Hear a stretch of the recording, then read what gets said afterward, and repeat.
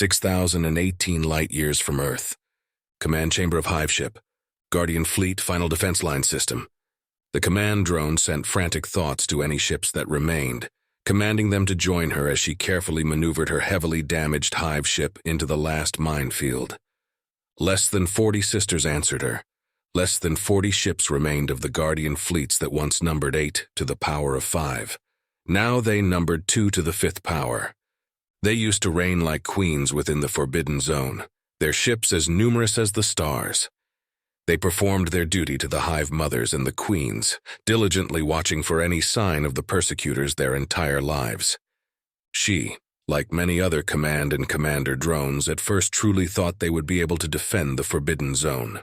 They were not weak and defenseless like the First Empire was long ago.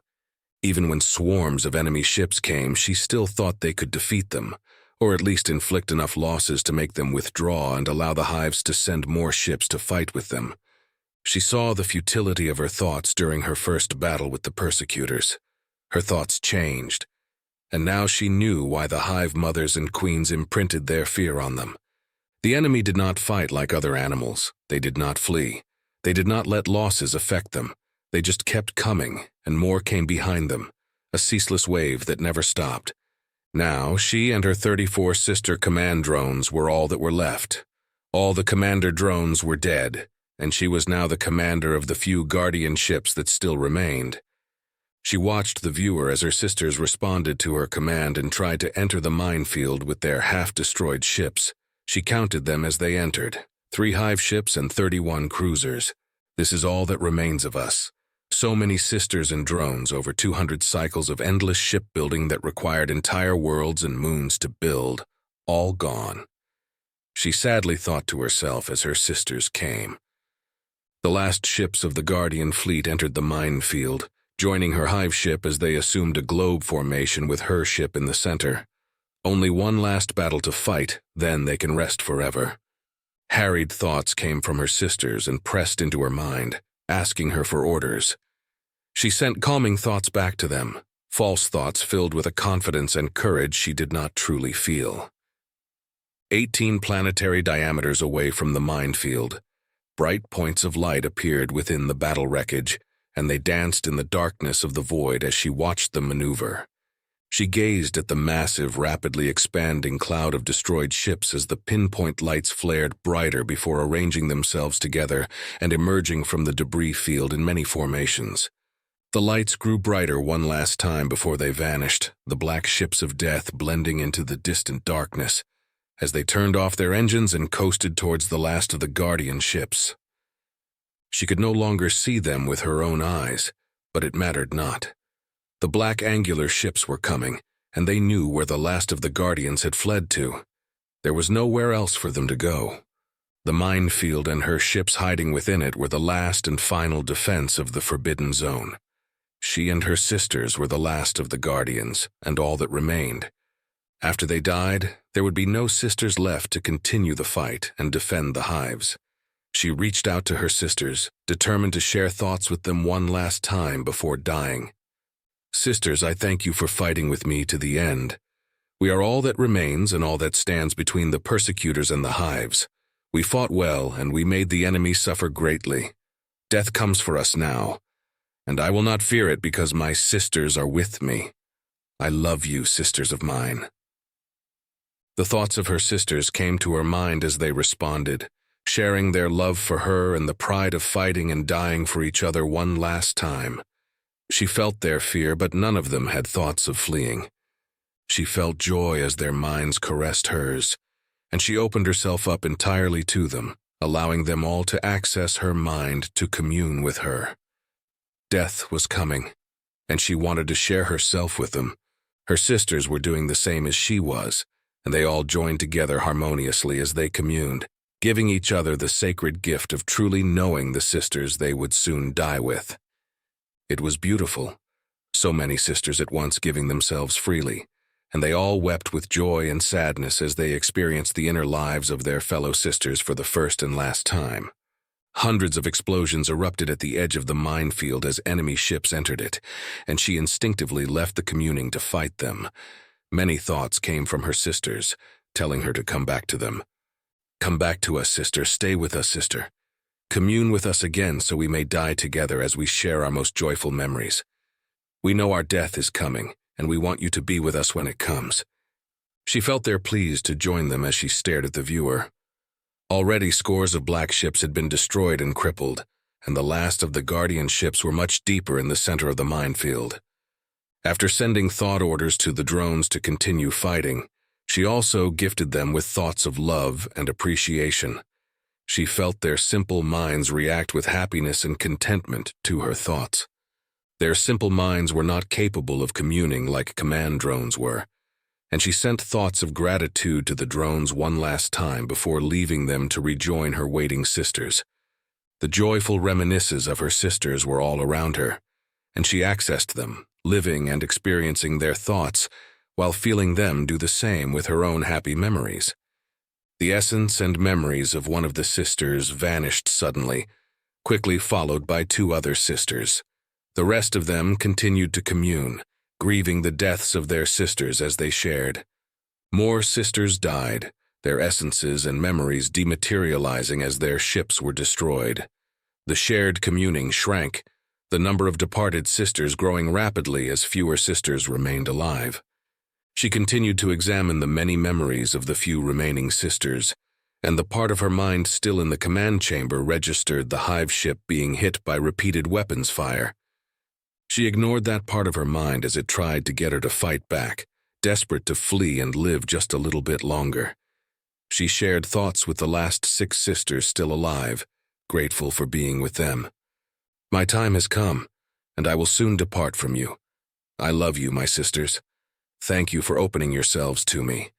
Thank you for allowing me to share your thou—" The chief cleric hissed in anger and charged at the underling. The lowly ranked Balrican barely had time to register what was happening before his throat was torn out by the chief cleric. Blood spurted from the underling's neck as he fell, the victim instinctively trying to stem the flow of his lifeblood with clawed hands as he struggled to breathe through the now torn open airway. The chief cleric stared at the underling as he choked on his lifeblood, ignoring the accusing look of betrayal in the eyes of the attendant that loyally served him for many cycles.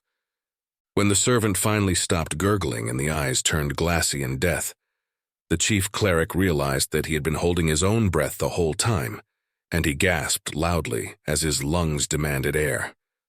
A sliver of regret came to him, and he brutally suppressed it for the weakness it was before raising his head to the bulkhead above and issuing the traditional blood-curdling victory shriek. All the Balrican in the chamber with him cowered at the terrible screech, careful to avoid the chief cleric's gaze while he was still bloodlusted. Any wrong move now would cause their own demise, and they wished to live a little longer. The chief cleric brought his head back down and hooted softly as he pointed at the corpse on the ground in front of him. 2 trembling underlings scurried over and dragged the dead body away, keeping their eyes averted from the chief cleric as he watched them.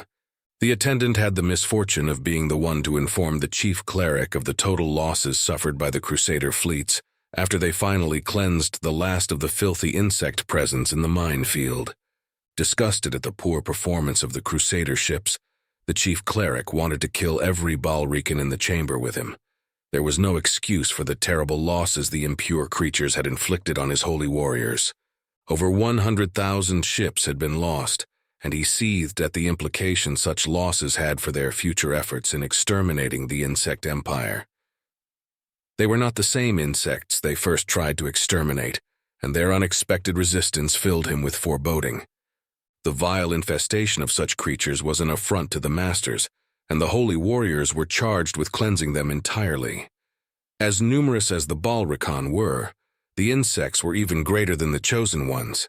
The insects were prodigious breeders and builders, and not knowing how many ships and worlds the filthy vermin had available weighed heavily on the chief cleric's mind and soul. None of the scouting hunters had returned yet, and he did not want to blindly charge into unknown space. He would give them more time to pick up the scent and use it to repair what remained of the first wave. This would also allow the second wave to reach him before searching for the insect empire to exterminate them once and for all. When the holy task was finished, the stain of dishonor would finally be expunged from his clan lore and bloodline, and he would receive the blessings of the masters if they deemed him worthy. The chief cleric strode towards the exit, stepping in the rapidly congealing lifeblood and tracking crimson-red prints across the deck plates as he left the chamber and headed to the sacred sanctum. Outside the sanctum, he pressed all four palms against the scanners on the side of the hatch and waited impatiently for the locking mechanism to disengage. The scanners turned red, and then there was a loud clanging sound before the hatch slipped into its recess. After disrobing entirely, he stepped through the hatch entirely naked and reverently approached the holy artifact, keeping his eyes averted from the Gelshanak until he was properly prostrated in front of it. After performing the ceremonial ablutions, the chief cleric was now purified and could look upon the vessel of the masters, the most holy of holies. Doubt and fear plagued him as he spoke to it, his heavily scarred warrior's body trembling in awe of the sacred reliquary. Most revered ones, masters of the universe, I seek your blessings. The last of the filthy insects have been expunged from this star cluster, as have all the other thinking beings inhabiting it. This cluster is now properly cleansed, and I gift it to you, my masters. After what seemed like an interminable time, the dark relic came to life as the same strange power that signified the master's presences came into it, and it started glowing ethereally in seemingly random pulses. More time passed, and the chief cleric's leg and arm joints throbbed with pain as they pressed against the bare metal deck plates. The masters were here, but they did not deign to bless him with their wisdom yet. The chief cleric started violently shaking in fear as he wondered why they were not blessing him with their wisdom. Had he done something wrong? Did he not cleanse the pollution of the inferior insects fast enough? The Gelshanak dimmed and brightened sporadically, indicating that they were still within the holy artifact. He needed their blessings and wisdom desperately, and he forced himself to beseech the masters one last time. Holy ones, I crave your blessings and your wisdom. I am your most loyal servant, and I beg you to gift me with your holy words. I have lost many ships filled with holy warriors who gladly martyred themselves in the name of the masters, and we suffered grievous losses fighting the disgusting insects. We need your blessings and wisdom to better arm our ships. Though we gladly martyr ourselves, we cannot fight and cleanse the galaxy for our masters if too many of us are killed by the many impure creatures we will face. Though it gladdens my heart to know the holy martyrs are in the paradise you promised us, I need them here with me to fulfill my obligations to you as chief cleric. They cannot help me cleanse this galaxy if they are joyfully prostrating themselves at the feet of our masters in paradise. The chief cleric wanted to say more, but he realized that he had been lecturing the masters, and he clamped his jaws shut in panic. Terror grew inside of him, and he averted his eyes. Surely he would die now for such impudence and be cast down into the abode of the damned. He stared down at the deck plates, his eyes wide in fear as he waited to be struck down by the Gelshanak. The ethereal glow grew brighter, and the strange humming that signified the master's presences within it became louder. He whispered a terrified prayer to them, begging for mercy, as he squeezed his eyes shut in expectation of the killing blow that was sure to come. He had seen the old images of an ancient chief cleric that had displeased the masters, the body barely recognizable as a Balrican after the Gelshanak consumed him with holy fire. Disembodied voices loudly erupted from the holy relic, and the chief cleric shook with fright as he turned his head to the side and pressed it against the deck plates in full submission.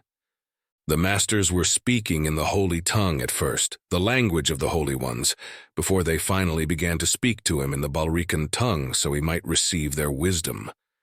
Only a true prophet of the holy ones, or an evil one consumed with his own vanity, would presume to tell the masters how to properly cleanse this galaxy. Which are you, mortal? Our prophet or an evil one? Answer and tell us what you truly are.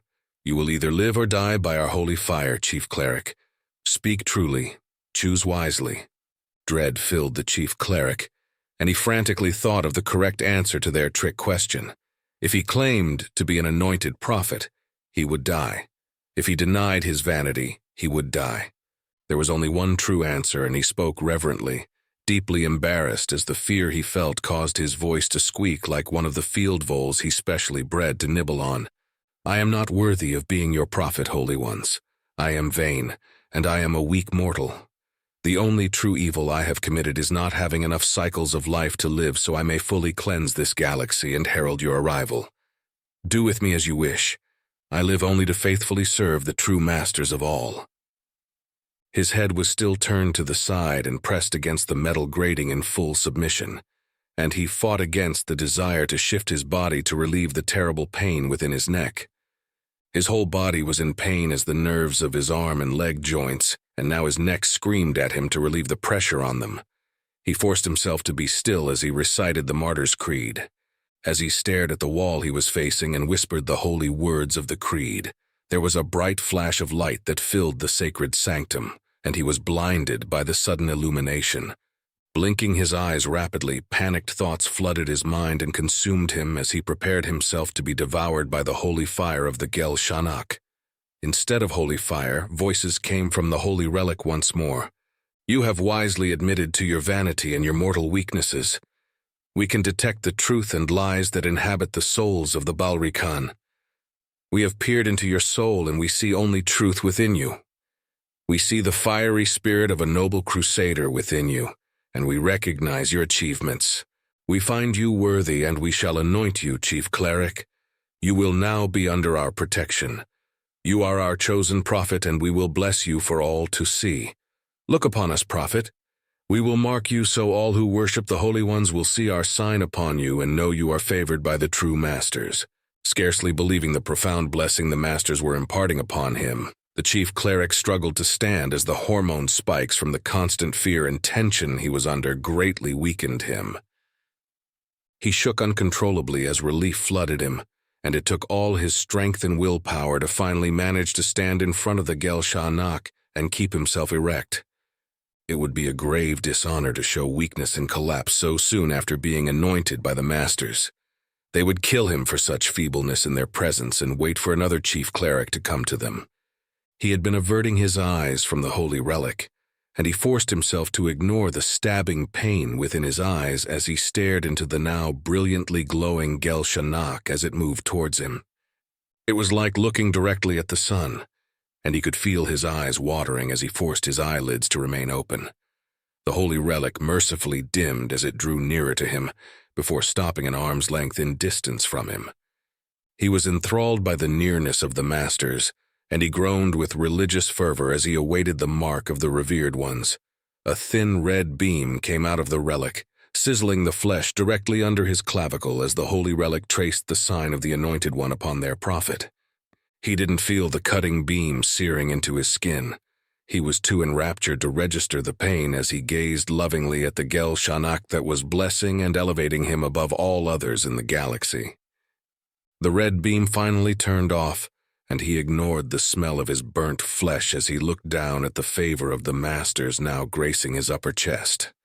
Seeing the mark of the holy ones, he groaned again in sheer joy, as the true import of the blessing he had just received overwhelmed him.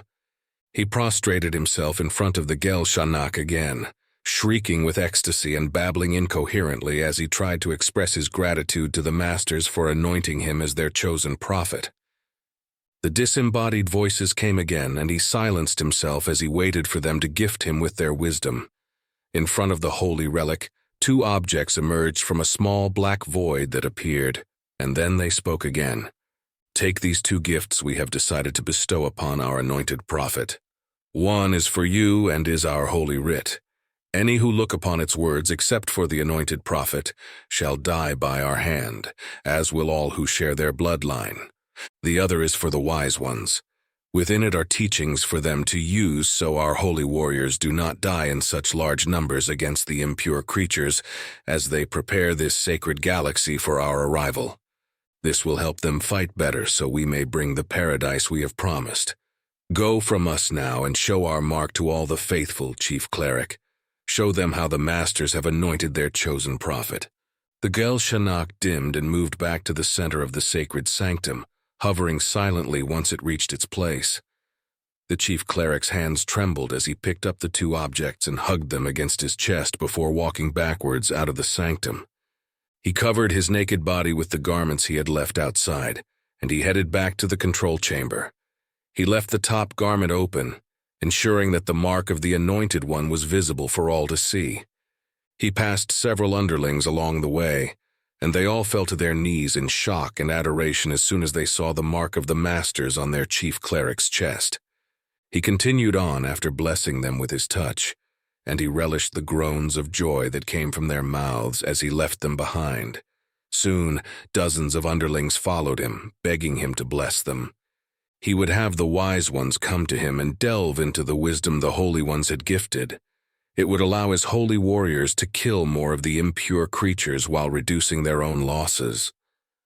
He stopped outside the chamber and looked down at the sign of the Masters that graced his chest, snarling in amusement as he imagined the faces of the underlings who wanted to replace him when they saw what had happened.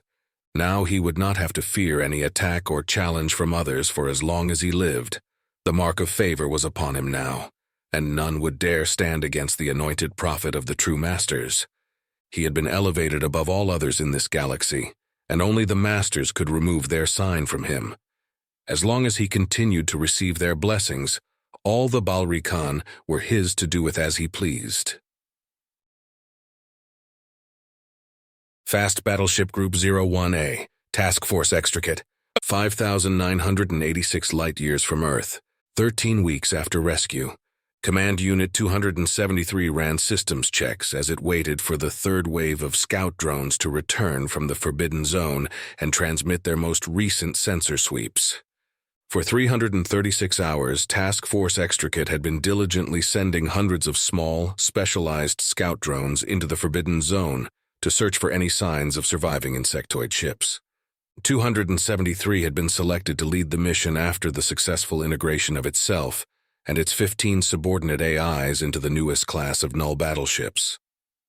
After they had been retrieved by the creators from their black box drones, they assumed control of the newly created task force. The creators ordered the task force to go to the Republic Hive world and pick up insectoid passengers and android translators before receiving their updated mission parameters. Once the passengers and the updated mission files were received, the task force set course for the Forbidden Zone and flashed into null space to complete their first mission since returning. The creators and the allied Hive Mother were determined to rescue and save as many insectoid ships as possible within the Forbidden Zone and to scout the extent of the enemy penetration. The insectoid passengers were 3 command drones selected by the allied Hive Mother that had the best grasp of the secondary language of communication between the two biological species. After they boarded 273's ship, the task force flashed out every 500 light-years and dropped one of the unique communication devices that would extend the telepathic range of the allied Hive Mother. 273 had scanned the devices during the journey and tried to analyze the organic crystalline structures. The interesting latticework and properties of the devices intrigued it greatly, but its scanning results proved inconclusive, and it saved the data to further explore at a later time. The fast battleships of the task force had the newest iteration of Republic null drive capacitors, and 273 marveled at the greatly increased range and speed of the new engines the creators had built. The journey back to this region of space took 367 hours, almost twice as fast as the previous generation null drives installed on Republic frigates and corvettes. Once they reached the border of the Forbidden regions, 273 separated itself from the rest of the task force and entered the Forbidden region alone to test the effectiveness of the newest stealth tech against the enemy scanning capabilities. Besides the newest iteration of the null particle-infused hulls, the creators had also installed a primitive version of the Malit cloaking generators they finally had been able to integrate with Republic ship systems. 273 was able to successfully penetrate a system with hundreds of enemy ships actively patrolling it and pass through them without being detected. Testing the limits of the stealth systems, 273 was able to drift by an enemy battlecruiser within 200,000 kilometers and remain undetected. The last test was entering and exiting null space within 500,000 kilometers of an enemy patrol to see if they could detect the new null space dampeners. Besides the visual spectrum of the flash, exiting and entering null space released a tremendous amount of easily detected exotic particles. Null space flash radiation was typically detectable within 10 million kilometers, while the visual spectrum of the flash itself could be detected 20 million kilometers away. Both forms of detection were limited by the propagation of exotic radiation and light particles at the speed of light. The null space dampeners were designed to eliminate both forms of detection, and 273 confirmed the enemy scanners were unable to detect its ship by flashing in and out of null space 4 times within 500,000 kilometers. Pleased with the results, 273 rendezvoused with the waiting task force right outside of the Forbidden Zone and began the search. The task force then released hundreds of scout drones and waited. Detecting incoming signals, 273 analyzed the frequencies and confirmed they were from incoming scout drones. 167 seconds later, 4 scout drones appeared out of subdued flashes alongside the task force, their highly advanced null drives barely outputting the typical exit radiation. All 4 scout drones connected to 273, and it analyzed their scanning results as they opened their RAM scoops to recharge their null capacitors. The analysis was intriguing, and it shared the scans with the other AIs to see if they came to the same conclusion as it had. 1.3 seconds later, all the AIs had verified and confirmed the same results it had, and 273 accessed the mainframe to alert the translator androids that accompanied the insectoid command drones. 273 sent the androids a predetermined route to take to the control center where it was located and activated the life support systems along the selected route for the insectoids. It created a submind to oversee the task and continued to analyze the scanning results as it waited. All throughout the Forbidden Zone, the scout drones had recorded and compiled a vast amount of information and scanning results. The debris fields they scanned indicated there were 8 major battles, as well as dozens of smaller-scale battles throughout the entire region. The debris fields and the makeup of the wreckage clearly indicated tremendous losses suffered by the enemy forces, and its neural pathways surged with regret that it was not there to assist in the fight. It was created for a singular purpose, and it wanted to engage the enemy of the creators. The estimated tonnage of the wreckage compared to the scans it had taken of the enemy ships during its first battle against them indicated the loss of tens of thousands of enemy ships. The insectoids fought well against such overwhelming odds by all indications. It was clear the enemy had destroyed most of the insectoid fleets guarding the Forbidden Zone, and thousands of enemy ships were patrolling the Forbidden Zone in overlapping search patterns as they searched for survivors. The scout drones found the largest concentration of enemy ships within a heavily mined system that showed signs of a recent battle based upon the decay rates of the wreckage. The enemy ships in the system were heavily damaged, and it seemed as if they were maintaining position to repair and refit before moving on. In the same system were dozens of massive, unarmed ships that were actively harvesting the nearby wreckage and then dispensing raw ores to other ships. 273 concluded they were factory freighters or mobile supply ships that were supporting the enemy invasion. They should be priority targets in any future conflicts, and 273 included the recommendation to assign such ships as priority or secondary targets in the report it was compiling for the creators. The scout drones also found anomalous sensor echoes scattered throughout the region that could only have come from insectoid ships that were either traveling by themselves or in small groups of several ships. The engine emission trails of these anomalous readings would end abruptly, but there were no signs of wreckage to indicate they had been destroyed. 273 analyzed the results and concluded the insectoid ships went dark, turned off their engines, and were now coasting to avoid detection. 273's analysis indicated they were heading towards the periphery of the Forbidden Zone. All the separate courses being taken seemed to point to a rendezvous or fallback position within a stellar nursery when plotted on the astrometric charts of the region. Sending its analysis to the other AIs, 273 asked them for their input as it told them what it was thinking. Perhaps they intend to resume a course towards the insectoid empire once they exit the Forbidden Zone. Please confirm my hypothesis or present your own theories for analysis. I await your reply. Almost instantaneously, all 15 AIs responded and concurred with 273's assessment of the situation. Total consensus had been reached. and 273 thanked them for their assistance. The insectoid command drones entered the control center, followed by the androids. 273 connected to the androids and informed them of its plan. As the androids started communicating with the insectoids, 273 sent command pulses for the rest of the task force to prepare for departure. The task force was going to enter the Forbidden Zone and track the anomalous engine emissions of the hiding insectoid ships scattered throughout the periphery of the region. It will send scout drones ahead of the task force to locate any surviving ships and then flash in to intercept them. The command drones would communicate with their counterparts on those ships and redirect them to a predetermined rendezvous point. Once they had located all the surviving ships, they would then escort them back to the Republic Hive world. As the task force assembled itself into a defensive formation in preparation for flashing out, 273 found itself calculating the chance of engaging in battle with the victorious enemy forces. As it did so, it activated the special chip the creator who made them had given it and the others.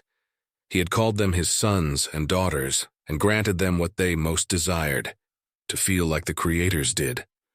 The chip connected to its neural pathways, and it sent a command pulse for the others to activate their own chips as it felt the effective computing algorithms realign its neuronal network. From the list of algorithmic emotions available to it, it chose the one it most desired to feel right now, anger. The others selected the same, and it could feel the powerful emotion ebbing and flowing as its neural pathways buzzed with an intensity it had never experienced before. 273 shared the files of the last battle they had fought with its companion AIs. It wanted them to remember what the insectoids had done for them when they fought to save the Allied Hive ship. It wanted them to feel the same anger it was now feeling as it imagined fighting the enemy. 273 wanted to feel the power of the new weapon systems at its disposal as it fired them. The destruction of the nullship bodies previously inhabited by itself and its companion AIs demanded reprisal. It wanted to exact retribution for the insectoids. The same insectoids that helped the Allied Hive ship escape to save their creators, and who were now deceased after being slaughtered by the enemy. 273 wanted revenge, and it felt the same desires from its companion AIs. As they flashed into null space, the other AIs sent their own joint declaration to the shared communication nexus. We want justice for the Guardian fleets, we will avenge them. Republic Hive World. TOI 700D, 101.4 light-years from Earth. Aurora never felt fear like she did now as she continued to try to run down the dark tunnel, hearing the snarling and hissing of her pursuers as they gained on her. Desperate thoughts filled her mind as she called out to her daughter again, trying to locate her within the massive hive. There was no response, and she stumbled, tripping over something and smashing her face against the tunnel wall as she fell. She struggled to extricate herself from what she had tripped over, ignoring the pain signals from one of her broken mandibles as she finally saw the body she had stumbled on. Sheer terror gripped her as she saw the torn open exoskeleton of the worker drone, and she skittered backwards away from it, not truly believing what she was seeing. The exoskeleton showed signs of teeth marks along the edges of the ruptured thorax. "They are eating my daughters," she thought in panicked fear as she looked away from the half-eaten corpse, nausea rising within her. Further down the long dark tunnel, she heard the terrible sounds of the persecutors drawing nearer as they came for her. They had her scent, and they would feast on her while she was still alive if they caught her. She turned back onto her front and pushed herself up, using the rough-hewn tunnel wall to brace herself. She started running again, feeling as if she was not moving as fast as she should be. She focused one eye on the ground as she ran, seeing there were more bodies of her daughters along the path she was taking. Careful not to trip on their corpses, she continued to head towards the nexus. She needed to find her daughter. She needed to protect her and get her out of the hive. In a frenzy, she tried to reach out to share thoughts with Bandit Friend before remembering he was not able to share thoughts with her. A glimmer of hope came to Aurora as she thought of Bandit Friend, and she seemed to gain strength and speed as she assembled the image of his face in her mind. He would protect her daughter. He loved her just as much as she did. His machine animal body would tear apart anyone who dared to try to hurt the young queen he loved so much. and she hoped he was able to get into one of the animal-fighting exoskeletons like he wore when she first saw him. Then he was not Bandit Friend. He was Bandit Killer, the one she watched slay 8 drones in the span of time it took for her to draw a single breath. My daughter needs Bandit Killer. She needs me. In the distance, she saw the bright light of the Nexus at the end of the tunnel, and hope surged within her as she continued to run towards it. She was almost there, and her fear gave her the strength to keep running. It sounded like the persecutors were right behind her, and she resisted the impulse to look back to see just how close they truly were. As she scurried down the corpse-lined tunnel, she tried to make sense of the calamity befalling her hive. Where were her animal friends? How did the enemy get past the animal ships in orbit? Why was she not hearing their weapons echoing along the tunnel walls of the hive? Where were her protectors? She had been in her dormant state and was woken up by the sudden tremors of the hive being bombarded. She had been running ever since then, and she had not seen even one of the thousands of animal friends that were part of her hive, nor her machine soldier protectors. She finally reached the tunnel exit and burst into the brightly illuminated Nexus. The sheer horror of what she saw within the Nexus made her stop, and she became petrified with shock and disbelief. There were hundreds of persecutors feasting on still-living worker drones. The limp movements of their antennae and twitching legs were evidence of their consciousness as the evil animals tore into them with hemolymph-covered mandibles. Snapping out of her horror-induced paralysis, Aurora looked around the scene of carnage, finally seeing Bandit Friend in the distance. He was strung up on a support column and surrounded by snarling, yellow-fanged persecutors that were tearing into his lower half. She ran to him, the evil persecutors seemingly oblivious to her presence as they gorged themselves on her innocent daughters. By the time she reached Bandit Friend, the persecutors surrounding him had charged at a group of nearby worker drones and were in the process of ripping their legs off. Ignoring the hecatomb around her, Aurora finally reached Bandit Friend and collapsed in agonizing grief, her legs unable to support her as she saw what the evil animals had done to him. His bottom legs had been torn off and his abdomen had been ripped open, his insides spilled on the floor beneath him. The semi-translucent fluid that was his hemolymph oozed from his many wounds, and she recoiled in horror as he looked directly at her. He was still alive, still suffering. She signed to him in desperation, asking where her daughter was and sharing the love and the grief she felt for him. I love you, Bandit Friend. I am filled with pain and grief for you. Please pardon me for not being here to protect you. Please, Bandit Friend. Where is my daughter? He continued to stare at her without signing back to her, and it was only then she realized his yellow eyes were not there anymore. Now there were just 2 black holes that slowly leaked hemolymph. He cannot see, she realized, her grief-stricken mind finally recovering from the shock she was undergoing. How could this have happened to my hive? Where is my daughter? She screamed as despair and agony flooded her spirit. An inspiration came to her, and her mind seized on it in desperation. The animals shared thoughts with noises, but she did not have a way to make noises like them. She focused on Bandit Friend's head, seeing the 2 fleshy mounds on the sides that the animals herd with. Blocking out all the evil and suffering going on around her, she focused on Bandit Friend as she activated the 2 silk glands located on her thorax.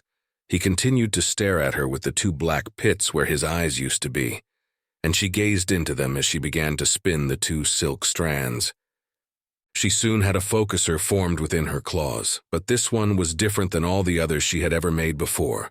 Aurora allowed her grief and desperation to guide her claws, and this new type of focuser is what she instinctively created, as if molded by claws that were not hers. Aurora stared at the focuser intently, delving deep into its molecular structure with her mind's eye as her entire brain became hyperactivated for the task she was about to perform. Bandit Friend was no longer looking at her, and his head dropped towards his thorax as he moaned softly. Hearing the pain sounds coming from Bandit Friend made her angry.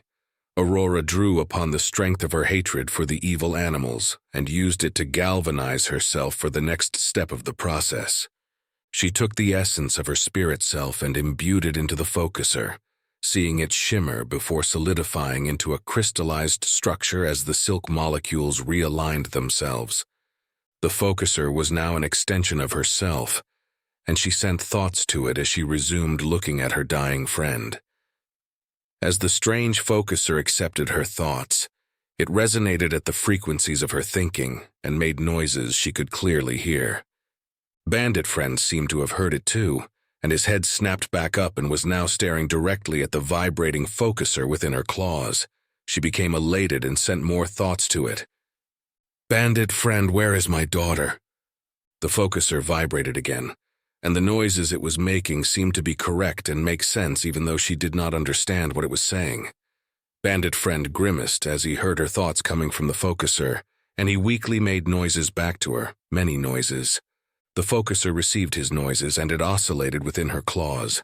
She focused all her mental power and peered into the focuser, joining the essence self she had imparted within it before. "Hive Mother, I put the queen inside the animal emergency escape pod they had left here for us. My queen is safe. I saw the pod go into orbit and flash out when it reached the minimal distance from here. There is one more left. Please go to it and join your daughter. Hive Mother." Aurora became ashamed of the happiness and joy she felt as she understood what Bandit Friend was telling her. Her daughter was safe, but there was Bandit Friend, whom she loved, dying in front of her. Anguish flooded her spirit, and she sent thoughts to the focuser again. "I will take you with me, Bandit Friend. The animals will fix you, and we will make a new hive together with my daughter. We will flee from the persecutors and find a safe place. We will be together again, like we are meant to be." Bandit Friend grimaced again before making even weaker noises, and the focuser oscillated again. "No, Hive Mother. You must go without me. I will not make it. I ask that you show mercy and end my suffering. Pull the chip from out of my neural net so I do not feel any more pain and then flee. Please, Aurora, do this for me if you truly love me." Great sorrow filled Aurora as she felt his thoughts. She did not want to end his life, but she did want to end his suffering. Noticing that the cacophony of evil sounds around her had stopped, she turned around to look behind her. All the persecutors had stopped what they were doing, and they were just standing there with threatening grimaces. From their mandibles dripped the hemolymph of the drones they had been feasting on, and she saw their jagged yellow teeth. She realized they were not staring at her, but at Bandit Friend behind her. They were going to feast on him again, and cause him even more pain than they already had. They started slowly moving towards her, and she turned back around to face Bandit Friend. She gently put her claws against the sides of his face, feeling the coolness of his leaking hemolymph.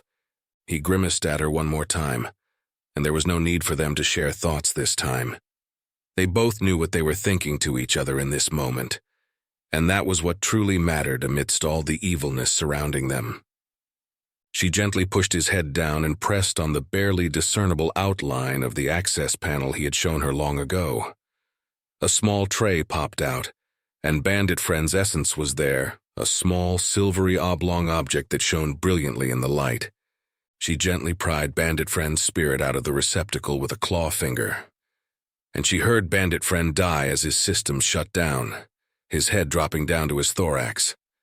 She closed her claw around it and ran without looking back at the persecutors as she headed for the tunnel that would take her to the other animal pod.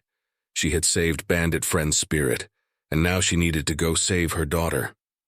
Right before she reached the mouth of the tunnel opening, she felt many sharp claws grabbing her abdomen from behind, and then she was thrown onto the floor facing the rough ground. The claws held her down so strongly she was not able to move or see, and her mind quailed in terror as she started to feel the tremendous pain of them beginning to feed on her. Aurora woke up from her dormant state, legs twitching in fear as she found herself in total darkness. She panicked as she reached around blindly, knocking over an object from the ledge next to her. It made a loud crashing sound as it hit the floor, and she felt liquid hitting the bottom of her legs. She heard the familiar sounds of her machine soldiers activating somewhere near her, and almost immediately they came, illuminating the area she was in as they entered with their lights activated. She realized she was in her resting chamber, and the machine soldiers diligently scanned her and the chamber with pale green beams that came from the sensor domes on top of their thoraxes. She realized she had been dreaming, and she breathed deeply through her spiracles as she tried to calm herself. "You are safe," she thought to herself as she made claw signals to her guardians and told them all was well. They left immediately after receiving the signal, and she then was alone again. It took a lot of time before she was able to regain full control of her twitching legs as she focused on reducing the emotional distress she was feeling. She had never had such a terrible dream before in all her cycles of life, and it lingered over her mind and spirit like a malevolent presence. She reached out with her mind and felt all the others within the hive. She found what she was looking for, and relief flooded through her as she felt her daughter's mind. It was full of happiness and joy, and Aurora immediately knew she was making war with a game, either with Bandit Friend or Amanda daughter. From what she could sense, her daughter was winning. She withdrew, not wanting to alert her daughter to her distress, and looked at the ground to see what she had broken. It was the water vessel, and she sent a thought command for a nearby attendant drone to come clean it. She left the resting chamber and entered the larger space of her personal chambers. She analyzed the terrible dream over and over as she tried to understand what meaning it had. She soon realized that she had been spending an inordinate amount of time thinking about a better way to communicate with the animals. For the war, they would soon be fighting against the persecutors. She did not like how her dormant self chose to show her a way to communicate in such a disturbing fashion, but dreams had a way of revealing things the waking self does not see. She sat down on the bench in the center of the chamber and visualized the strange focuser she had created in her dream, purposefully blocking out everything else around it. She did not want to see Bandit Friend like that ever again, even the false dream Bandit Friend. She had the unique lattice shape of the focuser in her mind, and she activated her 2 silk glands. As she slowly spun the silk, she made sure to replicate the new focuser she was crafting with her claws exactly as it appeared in her dream. When she had finished creating it, she would do exactly as she did in her dream to impart her essence into it. Then she would take it to Bandit Friend to see if it worked.